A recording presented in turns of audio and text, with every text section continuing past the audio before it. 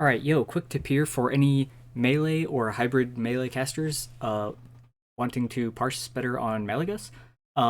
So first tip is obviously after phase 1 ends and he's like flying in the air to phase 2, if you're a melee and you're like trying to hit the boss, if you run to the center of the room, you can start casting ranged spells on the boss. So like even though I'm a feral druid, popping a moonfire on him and then popping starfires on Malygos still is like better than not doing any damage at all because you're staying in cat form, right? Okay, cool. Tip number 1. Also, for ferals, Starfire is higher DPS than Wrath, as far as I know, but only slightly. It doesn't really matter. If you're not going to fit the Starfire in at the very end, you can do a very quick Wrath cast, but Moonfire is the top priority. Keep that dot up. Okay, and then also you can start by multi-dotting with the adds around some of these Moonfires. Okay, main tip here is okay. There's like 2 ads that come down. I'm gonna make them let's make them like purplish or something. Sure. So there's like I think 2 or 4 ads that kind of like land in something like this formation around the room. They're like Nexus Lords instead of the Scions or whatever on the fight. So you'll kill them, you'll get a disc. The disc is green, you hop on the disc. Then you're gonna beeline it to one of these like 8 or 4 flying around ads. It's only 4 and 10 man, I believe. That like circle in like the wider area or whatever that are on the discs. They're the Scions, right? Okay, cool. So you're gonna beeline it to them. You're gonna kill the first one, and then let's say this guy, he's dead now. Cool, gone. Now what do? I see so many people right now doing this and chasing this next guy and going here, but this guy is moving away from you. So it takes you longer to catch up to him because you're not just going the distance of here through to here. You're actually going the distance of here and then more so like to here.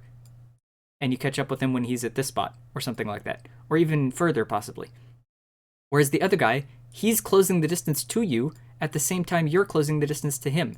So the way to minimize the downtime between killing Scions is to go backwards. You go counterclockwise.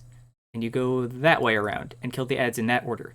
Now, the only caveat to doing this is, and so rather than taking like either and you want to do this not on the outside loops, but you would rather cut like inside also.